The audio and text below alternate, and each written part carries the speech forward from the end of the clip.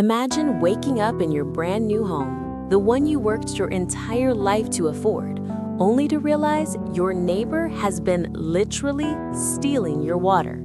And not just that, he's been doing it for years. Well, I didn't yell. I didn't fight. I didn't even call the police.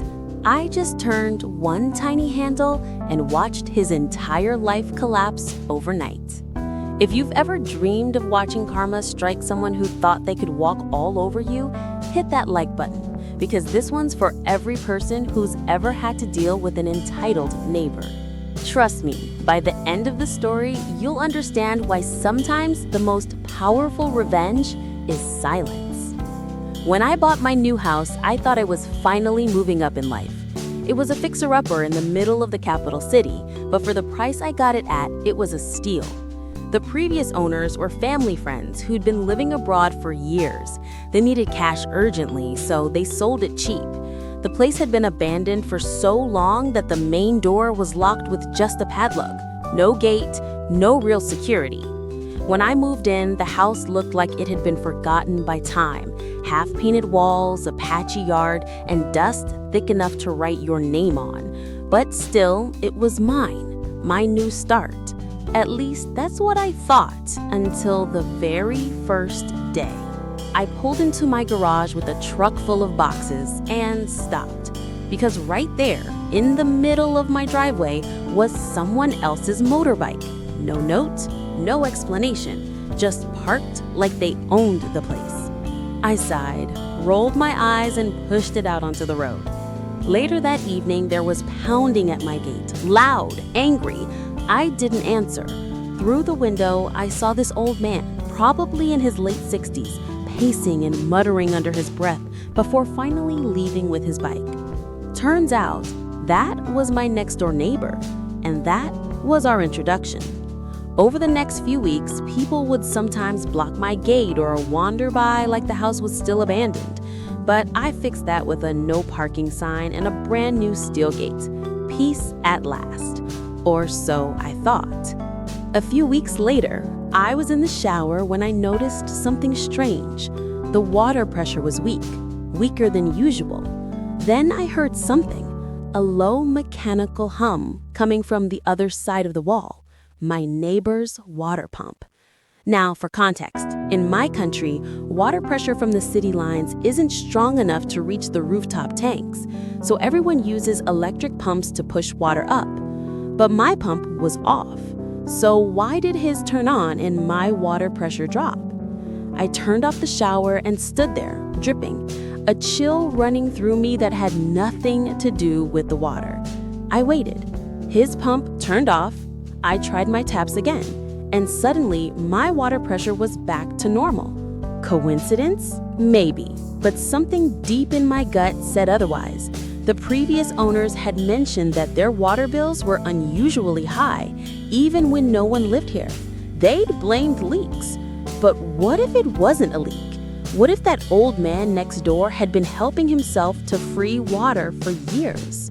The more I thought about it, the angrier I got. It wasn't the money. Water here costs practically nothing. Even with my dogs, my car washes, and my garden, my monthly bill was barely $5. No, it was the principle, the audacity of this man thinking he could waltz onto my property, hook up his pump to my line, and act like it was his right. He didn't even try to hide his attitude. When I first moved in, I heard from the old owners that he hated the house being sold.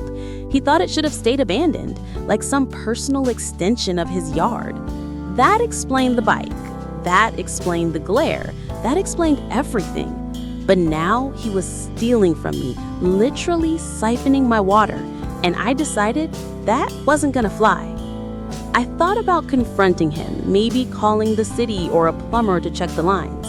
But then I realized I didn't need to do any of that. If he was using my supply, there was one thing that connected us both, the main water valve.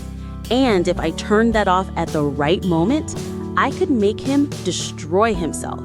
You see, those rooftop tanks are controlled by ball valves.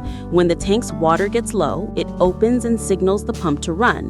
When the tank fills up, it shuts off the pump automatically.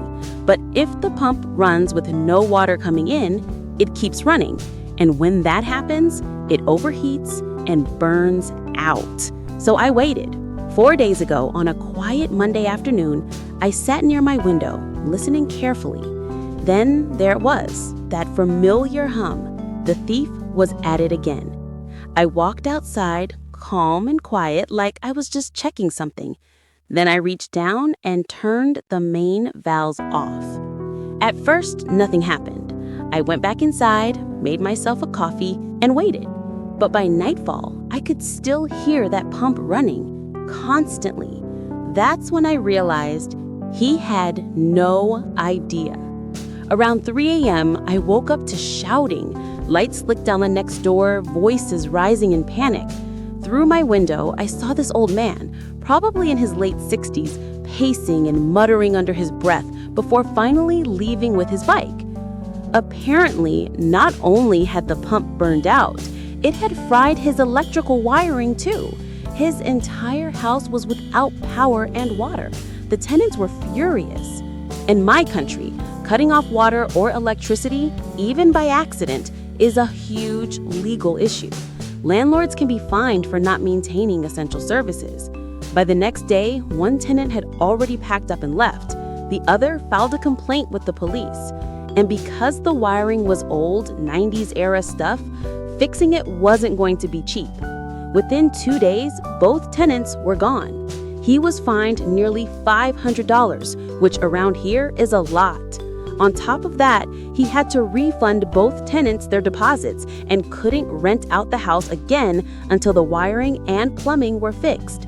No income, no tenants, no water, no electricity. And when I saw him the next morning, he looked like a man who'd aged 10 years overnight. He came to my gate, jaw tight, eyes narrowed. He asked, trying to sound casual, "Did you turn off your water yesterday?" I looked him dead in the eye and said, "Oh yeah, I had a leak. I turned it off till the plumber comes tomorrow." He just nodded, that tight little smile that barely hides rage, and walked away. But the look on his face, I'll never forget it. That makes of realization and helplessness. He knew I knew, but he also knew he couldn't do anything about it. A few days later, I heard he was moving out, going to live with his daughter because he couldn't afford to stay there anymore.